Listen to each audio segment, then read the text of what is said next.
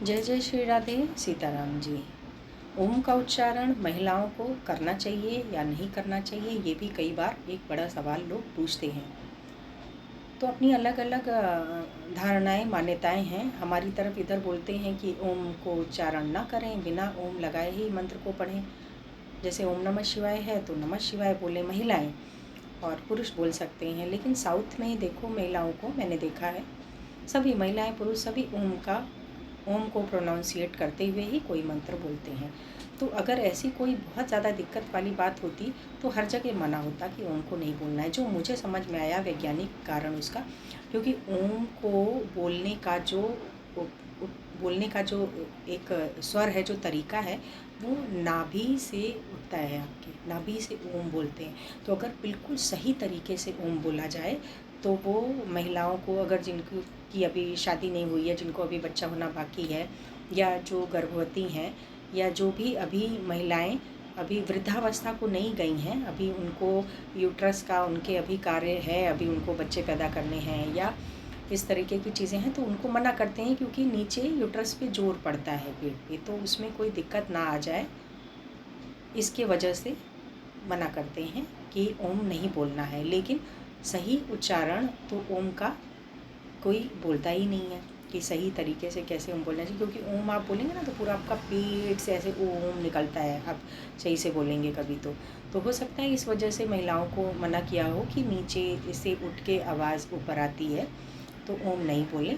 पर अभी जैसे लोग पढ़ते हैं ओम नमः शिवाय, ओम नमः शिवाय, या ओम नमो भगवते वासुदेवाय, या और भी कोई मंत्र है, तो इसमें तो इतनी जल्दी से ओम बोल दिए कि ओम पेट तक तो गया ही नहीं ओम, तो कहाँ से उसका क्या प्रभाव आएगा। तो ऐसे तो ओम बोलने से कोई दिक्कत नहीं है। हो सकता है शायद गर्भवती महिलाओं को या ऐसी महिलाओं को जिनको अभी संतान उत्पत्ति करनी है, उनको मना किया जाता रहा होगा, अगर वो सही तरीके से ओम बोला जाए। अब ओम कैसे सही तरीके से बोला जाता है, देखो मैं बोल के बताती हूँ कि पहले ओम बोला जाता है, ओ बोलने के बाद फिर माँ, मुंह बंद करके माँ का उच्चारण होता है। जैसे मैं बोल रही हूँ, एक बार ध्यान दीजिएगा मैं कैसे बोल रही हूँ, ठीक है। वो ही सही तरीका है ओम का। पहले तो सीधा बैठना चाहिए ओम बोलने के लिए। तो अब मैं बोल रही हूँ,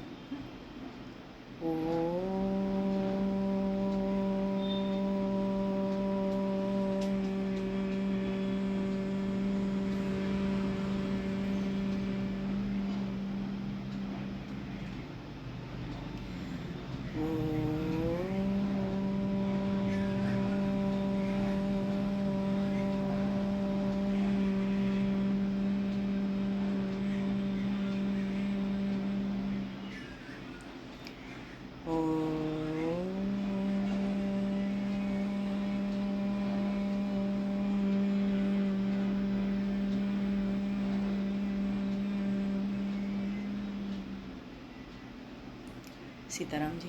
देखिए मैंने जैसे 3 बार ओम बोला, तो पहले ओ का आपको साउंड लगा होगा और फिर थोड़ा मेरा मुंह बंद हो गया होगा, फिर माँ का थोड़ी देर उच्चारण लगा और पूरा मेरे नीचे जोर लगा कि मेरी आवाज़ जो है वो नाभि के पास से ऊपर आ रही है।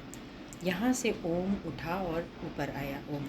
तो अगर ये सही तरीके से कोई ओम बोलता है और वो अभी किशोरी है या उसको संतान उत्पत्ति करनी है, तो पूरा आप फील करेंगे कि आपके यहाँ पे जोर आ रहा है पेट में।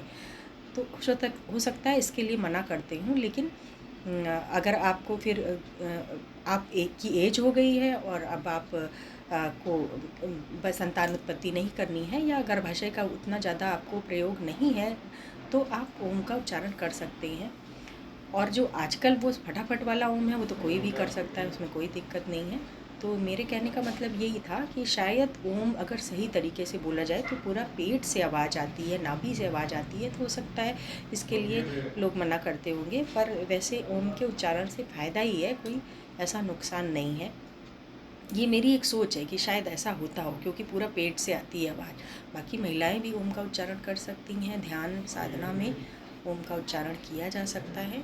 बहुत विशेष इससे कोई नुकसान नहीं। अभी इस पर भी ये रिसर्च चली रही है कि हाँ ऐसा नुकसान होता भी है या नहीं, या फिर सब ओम बोल सकते हैं। तो मेरे हिसाब से ओम बोलना कहीं से भी कोई दिक्कत वाली बात नहीं है। हम ओम का उच्चारण करके मंत्र को बोल सकते हैं और उसका लाभ ले सकते हैं।